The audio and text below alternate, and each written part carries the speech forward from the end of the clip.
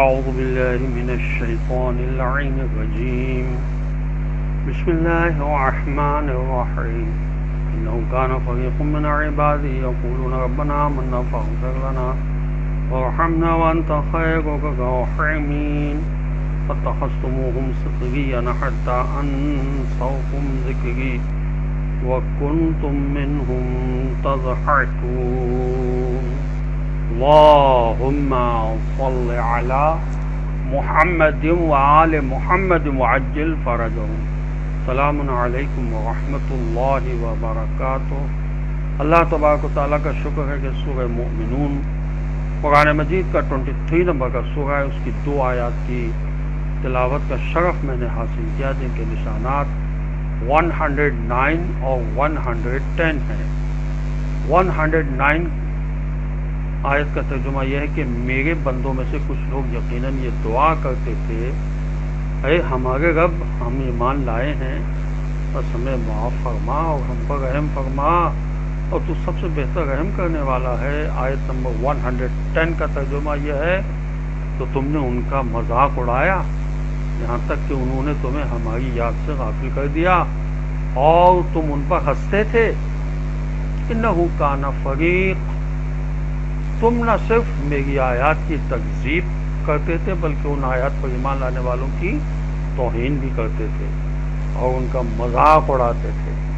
میرے بندے میری بارگاہ میں دعا کرتے تھے اپنے ایمان کے حوالے سے، مغفرت اور میرے رحم کے مقام کو سمجھ کر مجھ سے رحمت طلب کرتے تھے، تو تم ان کا مذاق اڑاتے تھے۔ ان کے تمسخر میں تم اس حد تک مگن تھے کہ اس تمسخر میں مشغول رہنے کی وجہ سے تم نے مجھے اپنے ذہن سے نکال کر فراموش کر دیا تھا۔ ان سوکم، مومنین نے تمہیں ذکر خدا سے غافل کر دیا۔ اس سے مراد ہے کہ مومنین کا ایمانی وجود سبب بن گیا کہ تم نے ان مومنین کا مذاق اڑایا، ان کا مذاق سبب بن گیا کہ اللہ کا ذکر ان کے دلوں سے نکل گیا۔ اس لیے بطور ذکر سبب اس کے نسبت مومنین کی طرف دی گئی ہے۔ حضرت علیہ السلام فرماتے ہیں کہ ہر انسان کا دوست اس کی عقل ہے اور اس کا دشمن اس کی جہالت۔ عقلیں جمع شدہ پونجی ہیں اور اعمال خزانے۔ حضرت امام رضا علیہ السلام نے فرمایا کہ ہر انسان کا دوست اس کی عقل اور دشمن اس کی جہالت ہے۔ مولا علیہ السلام فرماتے ہیں کہ عقل ایسا دوست ہے جس کو چھوڑ دیا جاتا ہے، اور خواہش ایسا دشمن ہے جس کی پیروی کی جاتی ہے۔ صاحب عقل وہ دیندار شخص پر بھروسہ کیا جاتا ہے، اور جو شخص عقل و مروت کو ہاتھ سے دے دے اس کا راس المال پونجی نافرمانی ہوتی ہے۔ ہر شخص کا دوست اس کی عقل اور دشمن اس کی جہالت ہے، یہ مولا علیہ السلام کا فرمان ہے۔ اور حضرت علیہ السلام فرماتے ہیں کہ عقل سے بڑھ کر کوئی ہتھیار فائدہ مند نہیں، اور جہالت سے بڑھ کر کوئی دشمن نقصان دہ نہیں۔ مولا علیہ السلام فرماتے ہیں کہ عقل مومن کا سچا دوست ہے، اور امام حسن علیہ السلام فرماتے ہیں کہ عقل انسان، یہ بھی امام حسن علیہ السلام کا یہی فرمان ہے کہ عقل انسان کا سچا دوست ہے۔ اور حضرت امام جعفر صادق علیہ السلام فرماتے ہیں کہ عقل مومن کی رہنما ہے۔ مولا علیہ السلام فرماتے ہیں کہ جو شخص عقل سے نصیحت چاہے وہ اسے کبھی فریب نہیں دیتی۔ نہج البلاغہ کی حکمت نمبر 281 ہے۔ حضرت رسول اکرم صلی اللہ علیہ وسلم نے فرمایا کہ عقل سے رہنمائی طلب کرو تو راہ راست پر رہو گے، اس کی نافرمانی نہ کرو کہ پشیمان ہو جاؤ گے۔ حضرت علی علیہ السلام نے فرمایا کہ اتنی عقل تمہارے لیے کافی ہے جو گمراہی کی راہوں کو ہدایت کے راستوں سے الگ کر کے تمہیں دکھا دے۔ یہ شرح ابن ابی الحدید کی جلد 20 میں بھی لکھا ہے۔ اور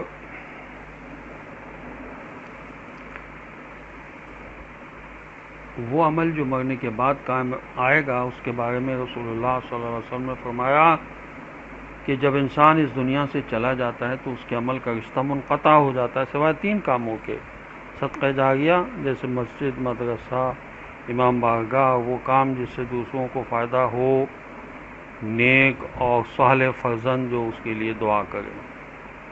مولا علیہ السلام فرماتے ہیں کہ ہر اس کام سے بچو جو تم کو کسی آزاد انسان سے متنفر یا تمہاری قدر و منزلت کو کم کرنے یا تمہارے لیے کسی شرم کا سبب بنے یا قیامت کے دن گناہوں کا بوجھ اٹھانے کا سبب بنے۔ رسول اللہ صلی اللہ علیہ وسلم نے فرمایا یہ جان لو کہ کوئی انسان اپنے عمل کے ذریعے نجات نہیں پا سکتا، حتیٰ کہ میں بھی نہیں، مگر یہ کہ خدا کا فضل و کرم اس کے شامل حال ہو۔ عمل میں استحکام و پائیداری کے بارے میں پیغمبر اسلام صلی اللہ علیہ وسلم نے جب سعد بن معاذ کو دفن کیا تو ان کی قبر بہت مضبوط بنائی۔ اس کے بعد فرمایا مجھے معلوم ہے کہ بہت جلدی ان کی قبر مٹ جائے گی، لیکن خدا انسان کے اس کام کو دھو سکتا ہے جس میں انسان مضبوطی کا مظاہرہ کرے۔ تمام اعمال پر کسی ایک کام کی برتری کے بارے میں روز خندق جب شیر خدا حضرت علیہ السلام نے عمر بن عبدود کو موت کے گھاٹ اتار دیا تو پیغمبر اسلام صلی اللہ علیہ وسلم نے آپ سے فرمایا اگر آج کے تمہارے اس عمل کو امت محمد صلی اللہ علیہ وسلم کے تمام عمل سے تولا جائے تو یقیناً تمہارا عمل سنگین ہوگا۔ کرامت و بزرگی کے بارے میں خدا کی صفت ہے، یہ ارشاد ہوا سورہ مبارکہ علق کی آیت نمبر 3 میں اقرا وربک الاکرم پڑھو کہ تمہارا رب سب سے بڑا کریم ہے۔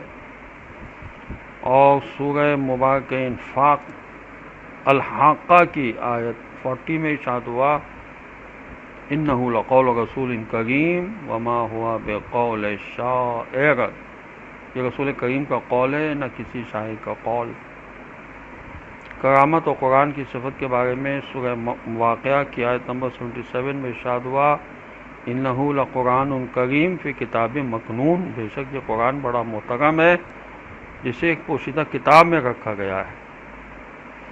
سورہ عباسہ کی آیت نمبر 16 میں ارشاد ہوا بے ایدی سفرا کرام بررا، ایسے لوگوں کے ہاتھ میں ہے جو نیک کردار ہیں۔